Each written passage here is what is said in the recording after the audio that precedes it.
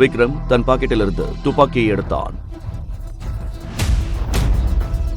விக்ரம், என்ன பண்றீங்க நீங்க? என்னை ஏமாத்துறவங்களை எனக்கு பிடிக்காது. எல்லாரும் சேர்ந்து என்னை ஏமாத்திட்டீங்க. இதை கூறிவிட்டு விக்ரம் துப்பாக்கியால் சுட்டான். நட்சத்திரா பயத்தின் உச்சத்திற்கு சென்று அலறிக்கொண்டே அங்கேயே மயங்கி விழுந்தாள். தாத்தாவின் அறையில் அனைவரும் அமைதியாக நின்று கொண்டிருந்தனர்.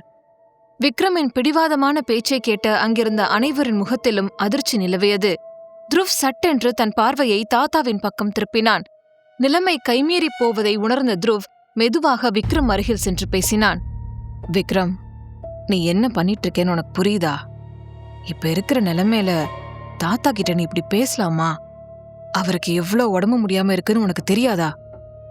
நான் உன்கிட்ட கெஞ்சி கேக்குறேன், தாத்தாவுக்காகவாது கொஞ்சமாவது நிதானமா இருடா என்று துருவ் அவனை சமாதானப்படுத்த முயன்றான்.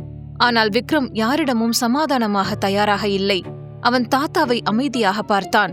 ஆனால் தாத்தா விக்ரமை முறைத்து, விக்ரம், நான் சொல்றத நல்லா கேட்டுக்கோ. இப்பவே என்னோட மருமக நட்சத்திராவை என் முன்னாடி நிக்க வைக்கலனா நான் செத்ததுக்கு அப்புறம் எனக்கு கொல்லி வைக்கிற அந்த உரிமைய உன்கிட்ட இருந்து பறிச்சிடுவேன். இது என் மேல சத்தியம் என்று தாத்தா எச்சரித்தார். அதுவரை ஓரமாக நின்றிருந்த விஷால் தாத்தாவின் இந்த பேச்சை கேட்டு நிலை குலைந்து போனான். அவன் ஓடிச் சென்று தாத்தாவின் கால்களை கட்டிக்கொண்டு கதறி அழுதான். தாத்தா, ப்ளீஸ் தாத்தா, இப்படியெல்லாம் பேசாதீங்க. எனக்கு பயமா இருக்கு. அண்ணா ஏதோ தெரியாம பேசிட்டாரு. நீங்க ஏன் இப்படி சொல்றீங்க என்று விம்மி விம்மி அழுதான். அவனது அழுகையை பார்த்து அங்கிருந்த அனைவரது விழிகளிலும் கண்ணீர் திரையிட்டிருந்தது. ஆனால் விக்ரம் மட்டும் ஒரு கற்சிலையை போல் நின்றான். அவனது கண்கள் இரத்த நிறத்தில் சிவந்து போயிருந்தன. இரு விரல்களால் நெற்றியில் வேகமாக தட்டிக்கொண்டே இருந்தான். விக்ரம் தன் கோபத்தை அடக்க போராடுகிறான் என்பதை அங்கிருந்த அனைவரும் புரிந்து கொண்டனர். துருவ் மெதுவாக விக்ரமின் கையை பிடித்து அவனை அந்த அறைக்கு வெளியே அழைத்துச் சென்றான். மிகவும் சீரியஸான முகத்தோடு விக்ரமின் கண்களை பார்த்து பேசத் தொடங்கினான். இங்க பாரு விக்ரம், தயவு செஞ்ச நிலைமைய புரிஞ்சுக்கோ. இப்போ இருக்கிற சூழல்ல தாத்தா நட்சத்திரா கூட ரொம்ப எமோஷனலா அட்டாச் ஆயிருக்காரு. நீ அவங்கள தாத்தா கிட்ட இருந்து பிரிக்கணும்னு நினைச்சாலோ இல்ல அவங்கள உள்ள விடாம தடுத்தாலோ அது நேரடியா தாத்தாவோட இதயத்தை தான் பாதிக்கும். இது அவரோட உயிருக்கே ஆபத்தா முடியும். உனக்கு தாத்தாவோட உயிர் முக்கியம்னு நீ நினைச்சா நட்சத்திராவை அவர் பக்கத்துல வச்சிருக்கணும். நீ மனசார அவங்கள ஏத்துக்கிறியோ இல்லையோ அது இப்ப முக்கியம் இல்ல. ஆனா தாத்தாவோட ஆரோக்கியத்துக்காக அவர் முன்னாடி மட்டுமாவது நட்சத்திரா கூட கொஞ்சம் அன்பா நடந்துக்கிற மாதிரி நடிக்க கூடாதா என்று துருவ் விக்ரமின் பிடிவாதத்தை தளர்த்த முயன்றான். துருவ் சொன்னதை கேட்டதும் விக்ரமுக்கு கோபம் இன்னும் அதிகமானது. என்னடா பேசுற நீ? என்ன போய் ஒரு பொண்ணு முன்னாடி நடிக்க சொல்றியா? நான் என்ன பெரிய ஆக்டர் நினைச்சியா? இதெல்லாம் என்னால பண்ண முடியாது. அந்த பொண்ணுக்காக நான் என்ன மாத்திக்க மாட்டேன் என்று கோபமாக மறுத்தான். துருவ் பொறுமை இழந்து விக்ரமை முறைத்தான். விக்ரம், நான் உன்னை நட்சத்திராவுக்காக நடிக்க சொல்லல. நீ உயிரா நினைக்கிற தாத்தாவுக்காக தான் நடிக்க சொல்ற.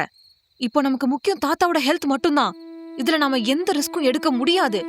அதுக்காக தானே நீ கல்யாணத்துக்கே சம்மதிச்ச. இப்போ அது எப்படி மறந்த? உன்னோட பிடிவாதத்தால நம்ம தாத்தாவையே இழக்கிற நிலைமைக்கு போகணுமா என்று துருவ் ஆவேசமாக கேட்டான். துருவ் சொன்ன வார்த்தைகள் விக்ரமை சிந்திக்க வைத்தன.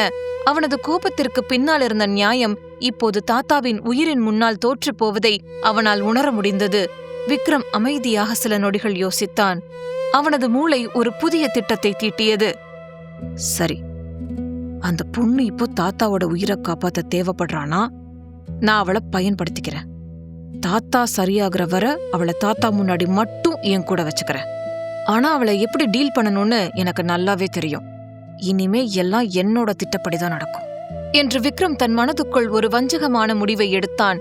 விக்ரமின் முகத்தில் ஒரு குரூரமான புன்னகை மின்னி மறைந்தது. தாத்தாவின் உயிருக்காக அவன் ஆடும் இந்த நாடகம் நட்சத்திராவின் வாழ்க்கையை எந்த பள்ளத்தில் தள்ளப் போகிறது என்பது அவனுக்கு தெரிந்திருக்கவில்லை. தாத்தாவின் அறைக்கு வெளியே ஒரு தீர்மானத்தோடு நின்றிருந்த விக்ரம் ஏதோ ஒரு முடிவுக்கு வந்தவனாக நீண்ட எட்டுக்களை எடுத்து வைத்து மீண்டும் நட்சத்திராவை நோக்கி நடக்கத் தொடங்கினான். விக்ரமின் அந்த அசுரத்தனமான வருகையை கண்ட நட்சத்திரா பயத்தில் இன்னும் அதிகமாக நடுங்கினாள். அவள் அந்த சுவற்றோடு ஒட்டிப்போய் நகர முடியாமல் சிலையாக நின்றிருந்தாள். திடீரென்று அவள் அருகில் வந்த விக்ரம் கொஞ்சமும் இரக்கமில்லாமல் அவளது கையை பிடித்து தன் பக்கம் இழுத்தான். நட்சத்திரா அதிர்ச்சியில் தன் அழகான கருப்பு விழிகளால் அவனை ஏறிட்டு பார்த்தாள். அந்த நேரத்தில் நட்சத்திராவின் முகம் ஒரு அப்பாவி குழந்தையைப் போலிருந்தது. ஒரு நொடி அவள் கண்களில் இருந்த அந்த துயரம் விக்ரமின் கல் நெஞ்சையும் லேசாக அசைத்து பார்த்தது. ஆனால் அடுத்த கணமே தன் உணர்ச்சிகளை கட்டுப்படுத்திக் கொண்ட விக்ரம் அவளை ஏளனமாக பார்த்து பேசத் தொடங்கினான். உண்மையிலேயே நான் நினைச்சதை விட நீ ரொம்ப புத்திசாலிதான். என் வீட்டுக்கு வந்த சில மணி நேரத்திலேயே தாத்தாவை கைக்குள்ள போட்டுக்கிட்டல. இப்ப என் தாத்தா என்னை விட உன்னை பத்தி தான் அதிகமா கவலைப்படுறாரு. உன்னை பார்க்கணும்னு துடிக்கிறாரு. நிஜமாவே நீ ரொம்ப ஸ்மார்ட். இவ்ளோ பெரிய குடும்பத்துல கால் வச்ச உடனே யார் உன் பேச்சு வலையில சீக்கிரம் விழுவாங்களோ அவங்களையே குறி வச்சு தாக்கிட்டல்ல என்று விக்ரம் விஷத்தை கக்குவது போல பேசினான். நட்சத்திரா எவ்வளவோ சொல்ல முயன்றாள். ஆனால் அவளது பயம் அவளது குரலை நெரித்தது. விக்ரம் அவளை இன்னும் நெருங்கி வந்து எச்சரிக்கும் தொனியில் தொடர்ந்தான். ஆனா ஒண்ணு மட்டும் உன் காதுல நல்லா வாங்கிக்கோ. ஏதோ சதி பண்ணி நீ என்ன கல்யாணம் பண்ணிருக்கலாம். ஆனா என்னோட வாழ்க்கையில உனக்கு எந்த இடமும் இல்ல. நீ என்னைக்குமே இந்த விக்ரமோட ஒய்ஃபா ஆக முடியாது. என் இதயத்திலயோ என் வாழ்க்கையிலயோ உனக்கு இடமே கிடையாது. புரியுதா? உன் அழகான முகத்தை காட்டி என் தாத்தாவை நீ ஏமாத்திருக்கலாம். ஆனா ஒரு விஷயம் ஞாபகம் வச்சுக்கோ. இன்னிலிருந்து உன் கண்ணீர் என் முன்னாடி மட்டும்தான் வரணும். ஒரு சொட்டு கண்ணீராவது என் தாத்தா முன்னாடி வந்துச்சுன்னா உன் ஒட்டுமொத்த குடும்பத்தையும் நான் அழிச்சிடுவேன். உன்னை உயிரோட விடமாட்டேன், ஜாக்கிரதை என்ற விக்ரமின் ஒவ்வொரு வார்த்தையும் நட்சத்திராவின் ஆன்மாவை உலுக்கியது. அவன் விதித்த நிபந்தனை அவளை நிலைகுலைய வைத்தது. அவள் எதுவும் புரியாமல் அவனை பார்த்தாள். விக்ரம் தொடர்ந்தான். இங்க பாரு, தாத்தா முன்னாடி எனக்கும் உனக்கும் எந்த பிரச்சனையும் இல்லாத மாதிரி நீ நடிச்சாகணும்.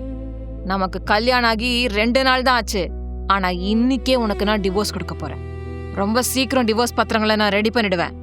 தாத்தா குணமான அடுத்த நிமிஷம் அவர்கிட்ட இதை பத்தி பேசி உன்னை இந்த வீட்டை விட்டு துரத்திடுவேன் என்று விக்ரம் தன் இறுதி முடிவை அறிவித்தான். ஒரு புறம் விவாகரத்து, மறுபுறம் தாத்தா மற்றும் குடும்பத்தினர் முன்னால் சந்தோஷமாக இருப்பது போல் நடிக்க வேண்டும் என்ற கட்டாயம் நட்சத்திராவிற்கு தலை சுற்றியது. விக்ரமின் இந்த ஆளுமைக்கு முன்னால் நின்று எதிர்த்து ஒரு கேள்வி கேட்க கூட அவளுக்கு துணிச்சல் வரவில்லை. அவனது கண்கள் காட்டிய அந்த தீவிரம் அவளை ஊமையாக்கியது. அவள் அப்படியே மௌனமாக நின்று அவனை வெறித்து பார்த்தாள். நட்சத்திரா தன்னை அப்படி வெறித்து பார்ப்பது விக்ரமுக்கு ஒருவித எரிச்சலை தந்தது. முதல்ல உன்னோட முகத்தை தொடச்சுக்கோ. இப்பவே நீ தாத்தாவை பார்க்க உள்ள வரணும். அழுதுட்டு இருந்தேன்னு தெரிஞ்சுது, அவ்வளவுதான் என்று கட்டளையிட்டான். நட்சத்திரா ஒரு சிறு பிள்ளையைப் போல் தன் தலையை அசைத்தாள். தன் கண்ணீரை துடைத்துக் கொண்டு விக்ரமின் பின்னாடியே ஒரு நிழலைப் போல தாத்தாவின் அறைக்குள் சென்றாள். அறைக்குள் நுழைந்ததும் அவளது கால்கள் அப்படியே உறைந்து போயின. தாத்தா ஆக்சிஜன் மாஸ்கை அணிந்து உயிருக்கு போராடும் நிலையில் படுத்திருப்பதை பார்த்ததும் அவளது இதயம் வலித்தது. மீண்டும் அழுகை முட்டியது. ஆனால் விக்ரமின் எச்சரிக்கை நினைவுக்கு வர தன் கண்ணீரை அடக்கிக் கொண்டாள். தாத்தா மெல்ல கண்களை திறந்து நட்சத்திராவை அருகில் அழைத்தார். அவர் அவளது கையை பிடித்து தன் அருகில் அமர வைத்தார். தாத்தாவின் அந்த தளர்ந்த கைகள் அவளுக்கு பெரும் பாரமாக தெரிந்தன. அந்த சூழலே அவளை உணர்ச்சி வசப்பட வைத்தது. விக்ரம் அந்த அறையில் ஒரு ஓரத்தில் நின்று கொண்டு தாத்தா நட்சத்திராவின் கையை பிடித்திருப்பதை வெறுப்போடு பார்த்து கொண்டிருந்தான். அவனுக்குள் பொறாமை தீயாக எரிந்தது. நேத்து வந்த இந்த பொண்ணு கையை எப்படி பிடிச்சிட்டு இருக்காரு பாரு. சில மணி நேரத்துல இவ அப்படி என்ன மாயம் பண்ணான்னு தெரியலையே. என் தாத்தாவையே எனக்கு எதிரா மாத்திட்டாளே. இவ்வளவு அப்புறமா கவனிச்சுக்கிறேன் என்று விக்ரம் மனதுக்குள் வன்மத்தை வளர்த்து கொண்டான். விக்ரமின் கண்கள் தன்மீதே நிலைத்திருப்பதை உணர்ந்த நட்சத்திரா மிகுந்த பதற்றமடைந்தாள். அவனது பார்வை அவளை சங்கடப்படுத்தியது. இருந்தாலும் தாத்தாவிடம் ஒரு செயற்கையான புன்னகையை வரவழைத்துக் கொண்டு பேச முயன்றாள். அப்போது ஆகாஷ் முன்னால் வந்து நட்சத்திராவிடம், அண்ணி, இப்ப உடம்பு எப்படி இருக்கு? நீங்க மயங்கி விழுந்ததை பார்த்ததும் எங்களுக்கு ரொம்ப பயமாயிடுச்சு. இப்ப பரவாயில்லையா என்று அக்கறையோடு கேட்டான். ஆகாஷ் அவ்வளவு அன்பாக பேசுவதை கண்ட விக்ரமுக்கு ஆச்சரியமாகவும் கோபமாகவும் இருந்தது. இவங்களுக்கெல்லாம் என்ன ஆச்சு? ஏன் இவ்வளவு வழியறாங்க?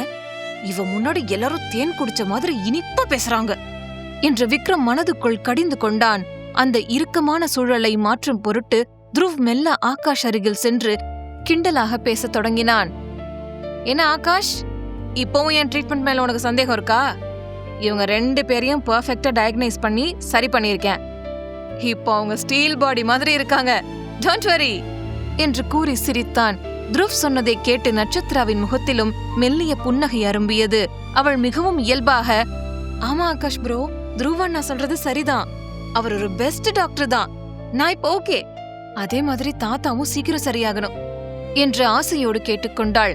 துருவ் அவளுக்கு ஆறுதல் அளிக்கும் வகையில், அத பத்தி நீங்க கவலைப்படாதீங்க அண்ணி, தாத்தாவுக்கு ட்ரீட்மெண்ட் போயிட்டு இருக்கு, இப்ப அவரோட நிலைமை நார்மலா இருக்கு, இன்னும் 1 மணி நேரத்துல எல்லா ரிப்போர்ட்ஸும் வந்துரும், அதுக்கப்புறம் நானே தாத்தாவை வீட்டுக்கு கூட்டிட்டு வருவேன், அது வரைக்கும் நீங்க விக்ரம் கூட வீட்டுக்கு போய் ரெஸ்ட் எடுங்க, ஏன்னா உங்க உடம்பு இப்பதான் தேறி வருது என்று கூறினான். துருவ் அந்த வார்த்தைகளை சொன்னதும் நட்சத்திராவின் இதழ்கள் பயத்தில் துடித்தன. அவளுக்குள் ஒரு பெரும் பதற்றம் தொற்றிக்கொண்டது. அந்த அரக்கம் கூட நான் தனியா போகணுமா? எனக்கு போக விருப்பமே இல்ல, நான் உங்க கூடவே இங்கேயே இருக்கேனே என்று சொல்ல துடித்தாள். ஆனால் விக்ரமின் எச்சரிக்கை அவளது நாவை கட்டி போட்டிருந்தது. அவள் மௌனமாக தனக்குள்ளேயே பேசிக் கொண்டிருந்தாள். விக்ரம் தன் கண்களின் ஓரத்தால் நட்சத்திராவின் முக மாற்றங்களை கவனித்துக் கொண்டிருந்தான். அவளது பயத்தை அவன் ரசித்தான். ஆனால் தாத்தா முன்னால் அவன் தன் முகமூடியை மாட்டிக்கொண்டான். சட்டென்று ஒரு போலி அக்கறையோடு பேசத் தொடங்கினான். துருவ் சொல்றது சரிதான், நீ இப்ப என் கூட வீட்டுக்கு வா, உனக்கு உடம்பு சரியில்லைல்ல, தாத்தா இன்னும் 2-3 மணி நேரத்துல வீட்டுக்கு வந்துருவாரு, அது வரைக்கும் நீ அங்க போய் ரெஸ்ட் எடு, நீயே உடம்பு முடியாம இருந்தா அப்புறம் தாத்தாவை யார் பாத்துப்பாங்க என்று மிகவும் மென்மையாக கேட்டான். விக்ரம் இப்படி ஒரு அன்பான கணவனைப் போல் பேசியதை கேட்ட அந்த 4 பேருக்கும் அதிர்ச்சியில் வாய் பிளந்தது. விக்ரமின் வாயிலிருந்து இப்படி ஒரு வசனமா என்று அவர்கள் திகைத்து போனார்கள். ஆனால் தாத்தா இதை கேட்டு மனதார மகிழ்ந்தார். விக்ரம் தன் மனைவியிடம் இவ்வளவு அன்பாக நடந்து கொள்வதைக் கண்டு அவர் நெகிழ்ந்து போனார். தன் பேரன் மாறிவிட்டான் என்ற நிம்மதி அவர் முகத்தில் தெரிந்தது. விக்ரம் நட்சத்திராவை பார்த்து ஒரு அதிகார தொனியில், என்ன இப்படி நிக்க போறியா, கிளம்பலையா என்று கேட்டுவிட்டு அவளுக்கு முன்னால் விறுவிறுவென வாடை விட்டு வெளியேறினான். நட்சத்திரா மிகவும் பரிதாபமாக ஒரு முறை தாத்தாவையும் அந்த 4 பேரையும் பார்த்தாள். அந்த அரக்கம் கூட என்ன அனுப்பாதீங்க, என்னை யாராவது காப்பாத்துங்க என்று அவளது கண்கள் அந்த 4வரிடமும் கிஞ்சின. ஆனால் அவர்கள் வேறு ஏதோ கற்பனையில் இருந்தனர். அப்போது திவாகர் நட்சத்திர அருகில் வந்து, மேடம், சார் கார்ல வெயிட் பண்றாரு என்று பணிவாக கூறினான். துருவ் மற்றும் ஆகாஷ் அவளை கிண்டல் செய்ய தொடங்கினர்.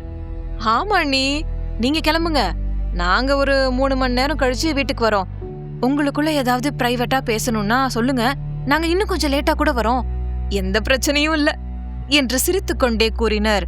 அந்த கிண்டல் பேச்சுக்கள் நட்சத்திராவின் இதயத்தை இன்னும் பலவீனமாக்கின. இருந்தாலும், நட்சத்திரா பயப்படாத, ஒன்னும் ஆகாது, எப்படியும் அந்த அரக்கம் உனக்கு டிவோர்ஸ் கொடுக்க தானே போறான், அவன் ரொம்ப பேசினா நம்ம தாத்தா கிட்டே சொல்லிடலாம் என்று மனதுக்குள் சமாதானம் செய்து கொண்டு திவாகரின் பின்னால் நடந்தாள். வீட்டிற்கு செல்லும் நட்சத்திராவுக்கு விக்ரமால் என்னென்ன கொடுமைகள் நடக்கப் போகிறதோ. முழு கதையையும் கேட்டு மகிழ பாக்கெட் FM ஆப்பை டவுன்லோட் செய்யுங்கள். லிங்க் டிஸ்கிரிப்ஷனில் கொடுக்கப்பட்டுள்ளது.